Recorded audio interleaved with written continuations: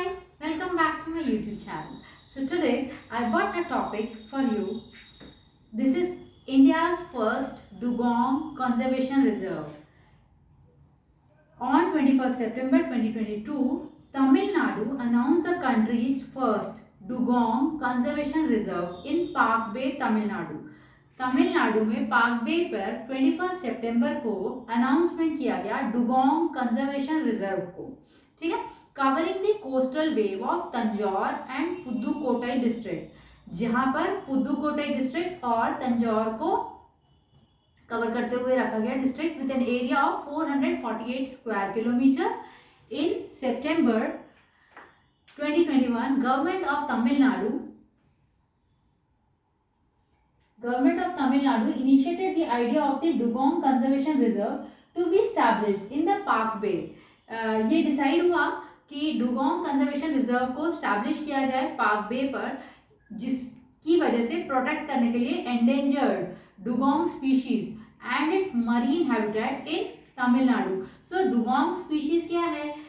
ये endangered species बताई जाती है. डुगोंग ये एक तरह की वेल मछली हो सकती, वेल मछली की तरह है ये. Conservation dugong will help to protect and improve the sea grass bed and sequestering more atmospheric carbon. इसकी वजह से क्या होता है? ये एटमॉस्फेरिक कार्बन को ठीक कर सकती है.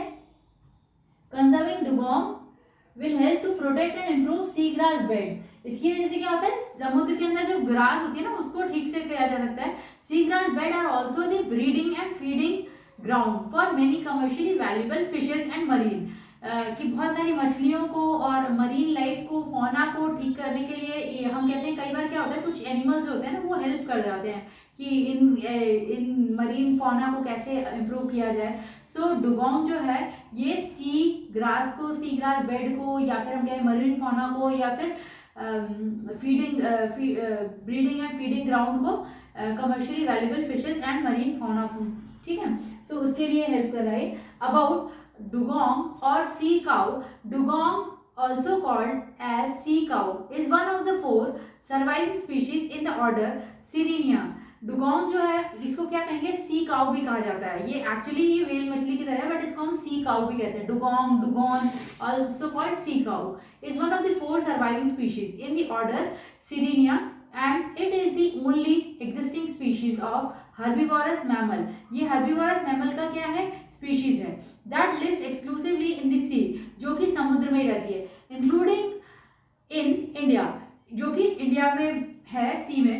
Dugong are protected in India and occur in gulf of Mannar. ये कहाँ कहाँ है अवेलेबल है? गल्फ ऑफ मन्नार में है, पार्क बे में है, गल्फ ऑफ कच्छ में है, अंडमान एंड निकोबार बे में है, आइलैंड में. Once abundant in Indian water, dugong population has now reduced to about 200 individual and is believed to be continuously declining. हम अगर इसकी बात करें तो डुगोंग की जो पॉपुलेशन है वो क्या हो रही है? 200 इंडिविजुअल रह गई है और बिलीव किया जाता है कि कॉन्टिन्यूसली ये डिक्लाइन हो रही है. Dugong conservation is nothing but a coastal conservation. इसको हम कह भी सकते हैं कि कोस्टल कंजर्वेशन, लाइक उस जगह को बचाया जाए तो ऑलरेडी डुगोंग को सेव किया जा सकता है. Dugong conservation is nothing but coastal conservation. Being a flagship species in its range, dugong are the largest herbivorous marine mammal. Dugong क्या है? Largest है, herbivorous mammal है, marine mammal, herbivorous, herbs खाने वाली, herbivorous mammal है, marine mammal in the world. Thriving primarily on sea grass ground. इसको हम क्या कह सकते हैं कि समुद्र का जो बेड है ना, sea grass bed, a major carbon sink of the ocean.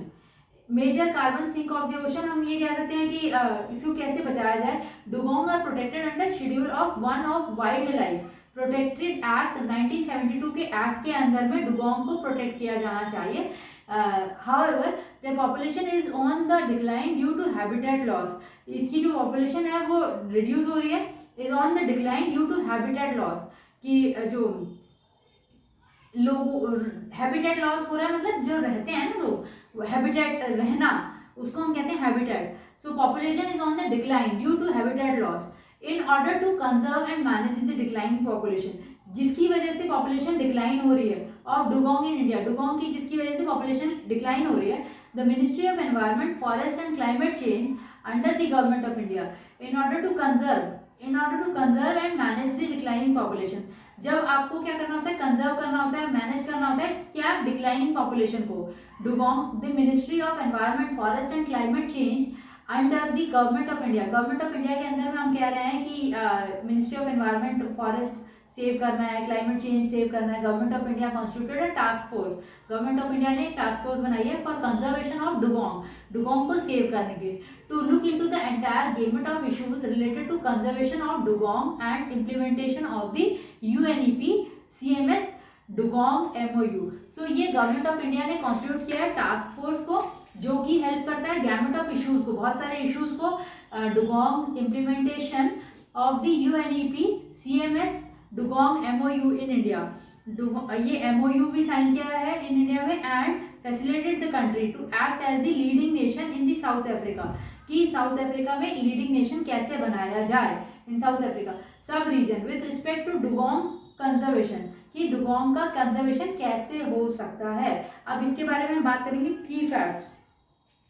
So Tamil Nadu is blessed to have rich marine biodiversity, ये सब आप जानते होंगे कि तमिलनाडु में मरीन डाइवर्सिटी बहुत ज़्यादा है, and is home to several rare and endangered species, ये होम भी है किसके लिए, एंडेंजर्ड स्पीशीज, जो कई बार नाम आता है ये पेपर में कि एंडेंजर्ड स्पीशीज क्या है, एंडेंजर्ड स्पीशीज क्या है।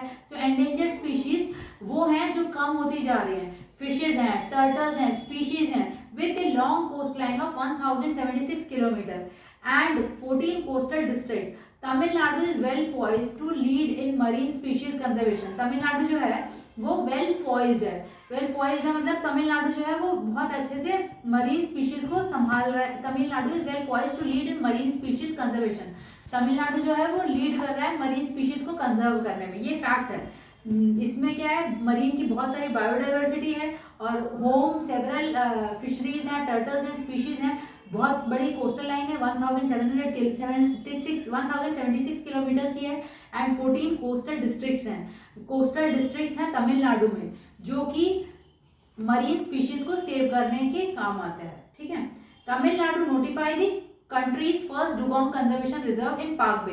अब ये फैक्ट है, पूरी बात का ओवरऑल कंक्लूजन ये है कि तमिलनाडु ने नोटिफाई किया है dugong conservation reserve, dugong conservation reserve Tamil Nadu ने नोटिफाई किया है कि वो पार्क बे पर कोस्टल एरियाज ऑफ तंजौर और पुदुकोटाई डिस्ट्रिक्ट के एरिया में 448 स्क्वायर किलोमीटर के एरिया में होगा, ये डिक्लेयर किया गया है।